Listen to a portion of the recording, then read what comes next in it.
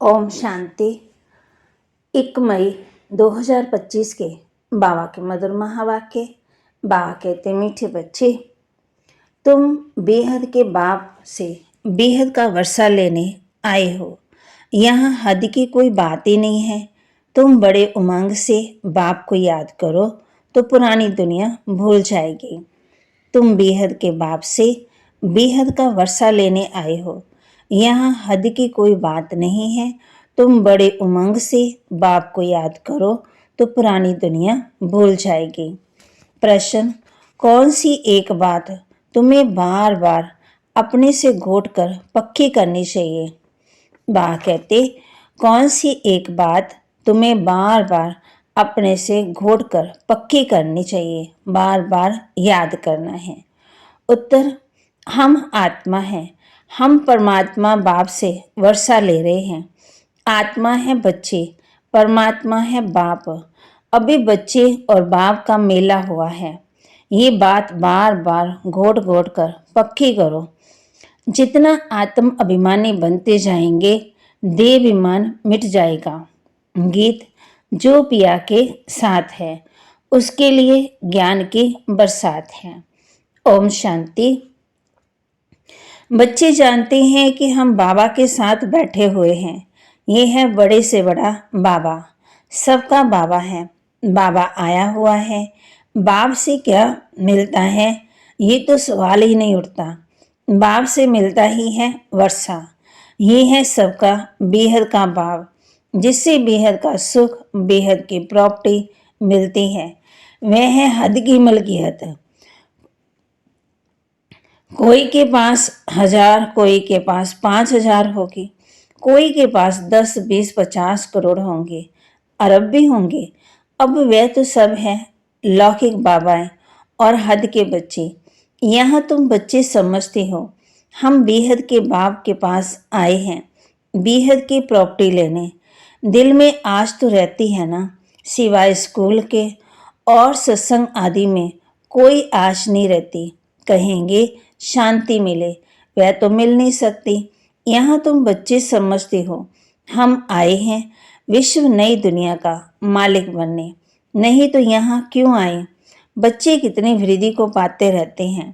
कहते हैं बाबा हम तो विश्व का मालिक बनने आए हैं, हद की कोई बात ही नहीं है। बाबा आपसे हम बेहद स्वर का वर्षा लेने आए हैं। कलब कलब हम बाप से वर्षा लेते हैं, फिर माया बिल्ली छीन लेती है। इसलिए इसको हार जीत का खेल कहा जाता है। बाप बैठ बच्चों को समझाते हैं। बच्चे भी नंबरवार समझते हैं। ये कोई साधु संत आदि नहीं है। जैसे तुमको कपड़े पड़े हैं, वैसे इनको पड़े हैं। ये तो बाबा है ना। कोई पूछेंगे किसके पास जाते हो, कहेंगे हम बाप दादा के पास जाते हैं। ये तो फैमिली हो गई। क्यों जाते हैं, क्या लेने जाते हो, ये तो और कोई समझ न सके, कह न सके कि हम बाप दादा के पास जाते हैं। वर्षा उनसे मिलता है। दादी की प्रॉपर्टी के सब हकदार हैं। शिव बाबा के अविनाशी बच्चे।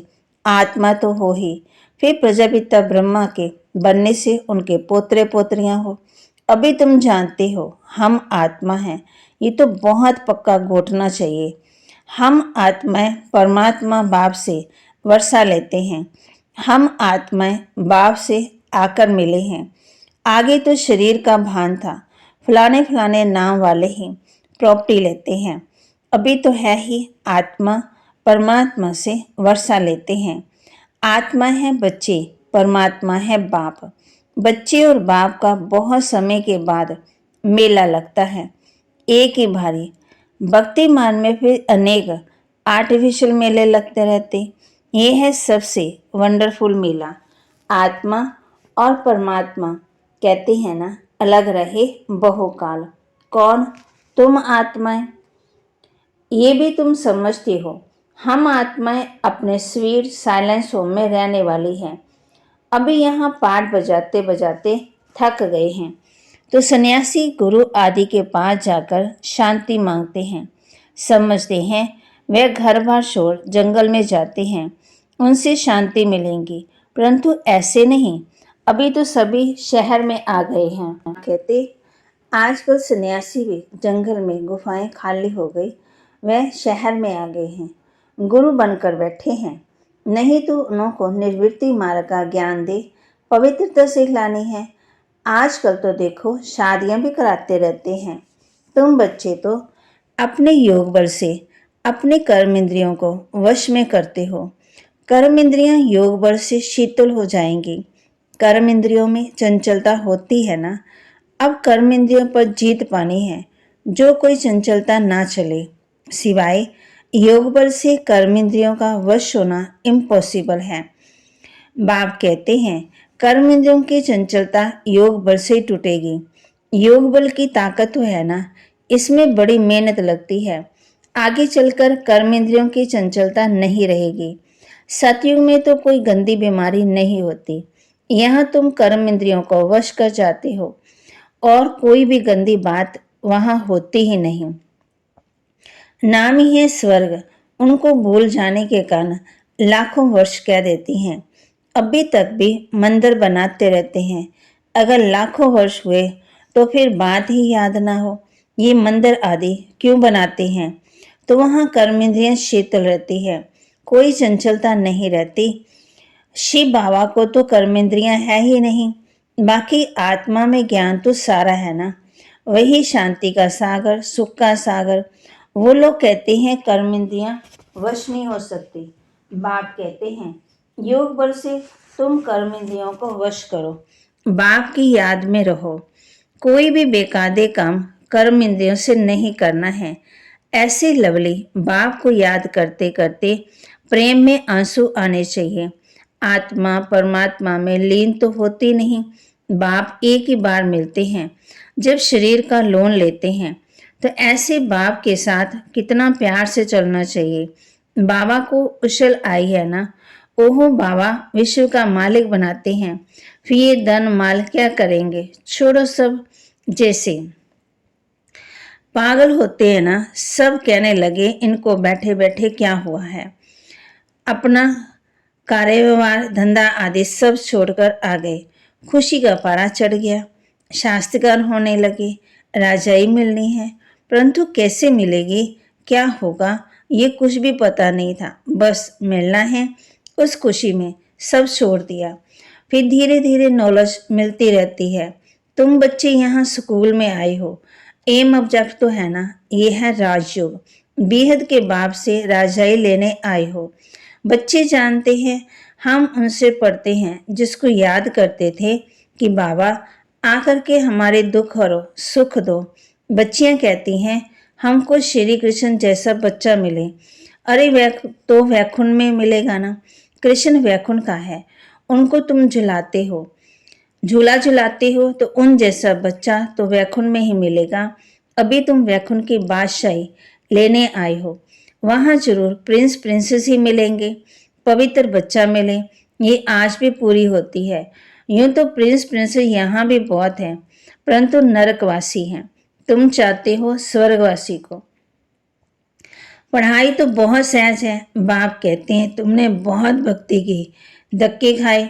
तुम कितना खुशी से तीर्थों आदि पर जाते हो, अमरनाथ पर जाते हो। समझते हैं शंकर ने पार्वती को अमर कथा सुनाई। अमरनाथ की सच्ची कथा तुम अभी सुनते हो। ये तो बाप बैठ तुमको सुनाते हैं। तुम आए हो बाप के पास, जानते हो ये भाग्यशाली रथ है, इसने ये लोन पर लिया है। हम शिव बाबा के पास जाते हैं, उनके ही श्रीमत पर चलेंगे। कुछ भी पूछना हो तो बाबा से पूछ सकते हो। कहते हैं बाबा हम बोल नहीं सकते, ये तो तुम पुरुषार्थ करो, इसमें बाबा क्या कर सकते हैं। बाप तुम बच्चों को श्रेष्ठ बनने का सहज रास्ता बताते हैं।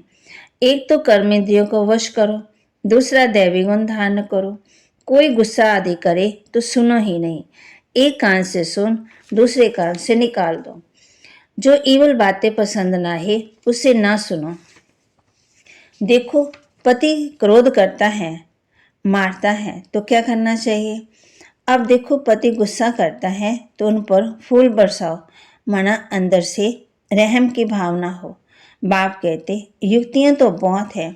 बाप कहते अब बाप आए हैं बच्चों को बचाने के लिए। बाप कहते हैं इस मृत्यु लोक से ये तुम्हारा अंतिम जन्म है। हम तुम बच्चों को शांति धाम में ले जाने आया हूँ। वहां पतित आत्मा तो जा न सके, इसलिए मैं आकर के सबको पावन बनाता हूँ। बाप कहते विकारों के वश अबलाओं पुकारती हैं, जैसे द्रौपदी का मिसाल बताया। बाप कहते अब इस अंतिम जन्म में, मृत्यु लोक में, ये तुम्हारा अंतिम जन्म है। तुमको हम तुम बच्चों को शांति धाम ले जाने आए हैं। बाप कहते अब थोड़ा टाइम है। सारे झाड़ का राज बुद्धि में है, बाकी झाड़ के पत्ते थोड़ी कोई गिनती कर सकते हैं। तो बाप भी मूल बात समझाते हैं, बीज और झाड़, बाकी मनुष्य तो ढेर है, एक एक के अंदर को थोड़ी बैठ जानेंगे। मनुष्य समझते भगवान तो अंतर्यामी है, हर एक के अंदर की बात को जानते हैं। ये सब है अंधश्रद्धा।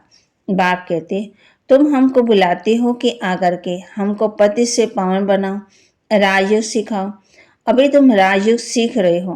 बाप कहते हैं मुझे याद करो। बाप ये मत देते हैं ना, बाप की श्रीमत और गत सबसे न्यारी है, यानी मत यानी राय, जिससे हमारी सदगति होती है। वही एक बाप हमारी सदगति करने वाला है, दूसरा ना कोई। इस समय ही बुलाते हैं, सतयुग में तो बुलाते ही नहीं है।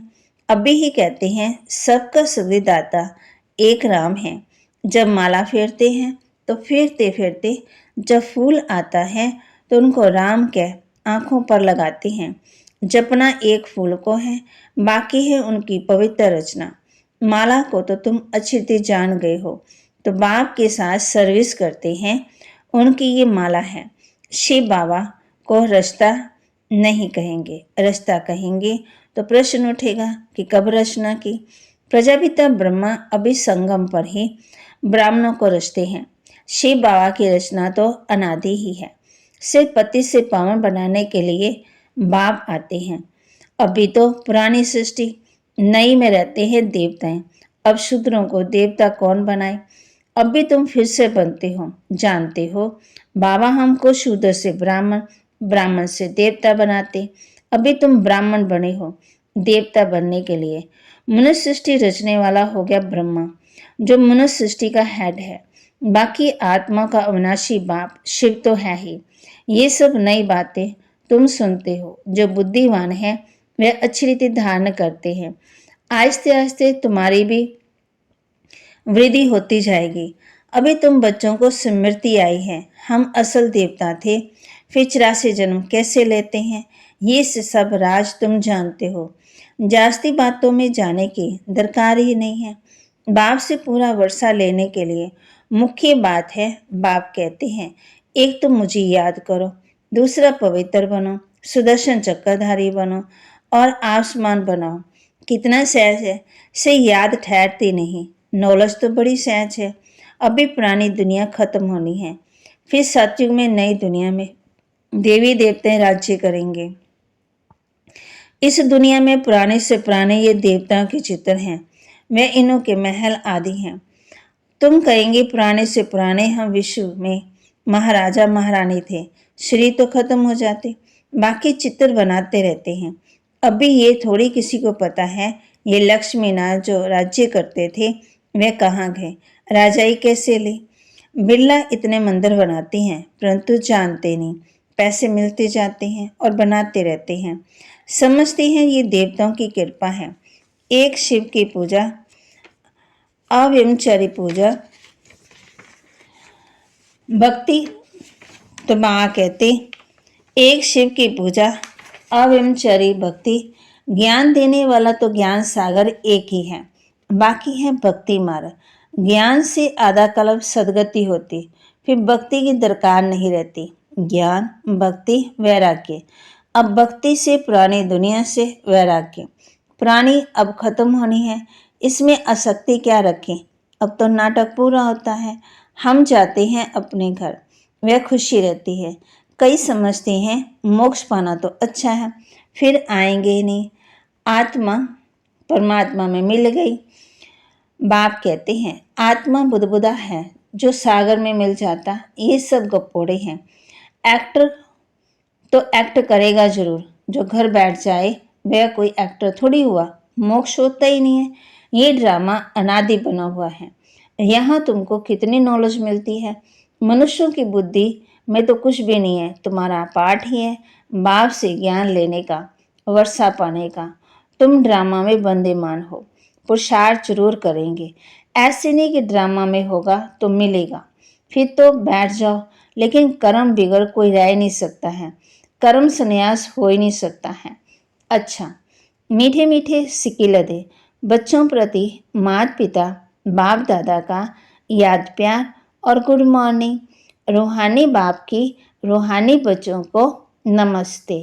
रूहानी बच्चों की रूहानी बाप दादा को दिलवा जान सिकवा प्रेम से नमस्ते। धारणा के लिए मुख्य सार, योग बल की ताकत से अपने कर्म इंद्रियों को शीतल बनाना है, वश में रखना है। केवल बातें न सुननी है न सुनानी है। जो बात पसंद नहीं आती उसे एक कान से सुन दूसरे से निकाल देना है। बाप से पूरा वर्षा लेने के लिए सुदर्शन चक्रधारी बनना है। पवित्र बन आसमान बनाने की सेवा करनी है। वरदान, मुरली के साज द्वारा माया को सरेंडर कराने वाले मुरलीधर भव। मुरली के साज द्वारा माया को सरेंडर कराने वाले मुरलीधर भव। मुरलियाँ तो बहुत सुनी, अब ऐसे मुरलीधर बनो जो माया मुरली के आगे निशावर माना सरेंडर हो जाए। मुरली के राज का साज अगर सदा बजाते रहो तो माया सदा के लिए सरेंडर हो जाएगी। माया का मुख्य स्वरूप कारण के रूप में आ जाता। जब मुरली द्वारा कारण का निवारण मिल जाएगा तो माया सदा के लिए समाप्त हो जाएगी। कारण खत्म अर्थात माया खत्म। स्लोगन, अनुभवी स्वरूप बनो तो चेहरे और खुशनसीबी की झलक दिखाई देगी। अनुभवी स्वरूप बनो तो चेहरे से खुशनसीबी की झलक दिखाई देगी। अव्यक्त इशारे, रूहानी रॉयल्टी और प्योरिटी की पर्सनैलिटी धारण करो। संगम युगी ब्राह्मण जीवन की विशेषता है पवित्रता। प्रवृत्ति में रहते अपवित्रता से निवृत्त रहना, स्वप्न मात्र भी अपवित्रता संकल्प से मुक्त रहना, यही विश्व की चैलेंज करने का साधन है। यही आप ब्राह्मणों की रूहानी रॉयल्टी और पर्सनैलिटी है। बाबा के महावाक्य को लाइक करें, शेयर करें, सब्सक्राइब करें और अपने जीवन में धारण करें। ओम शांति।